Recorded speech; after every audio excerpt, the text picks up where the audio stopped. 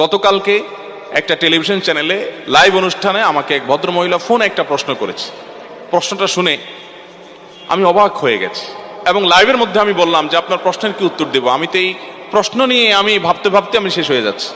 ভদ্রমহিলা প্রশ্ন করে বলছেন যে আমার স্বামী আমাকে অনেক কষ্ট দেয়, অনেক আমার হক নষ্ট করে।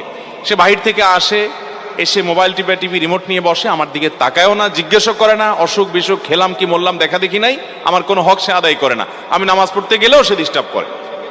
শেষ পর্যন্ত আমার নামাজ যেতে অসুবিধা হয়, সে 2টা-3টা পর্যন্ত নানান গুনাহের কাজে লিপ্ত থাকে। তো আমার অসুবিধা হয় দেখে আমি যখন তাকে রিকোয়েস্ট করি যে আমার নামাজের সময় অন্তত আমাকে একটু নামাজটা পড়তে দাও, তখন সে বলে তুমি আরেক রুমে গিয়ে শো। তো ভদ্রমহিলার প্রশ্নের বিষয় হলো, বলতেছে হুজুর আমার জানার বিষয় হলো এই যে আমি আরেক রুমে গিয়ে ঘুমালাম, এতে কি আমার স্বামীর অধিকার নষ্ট করলাম কিনা। আমি বললাম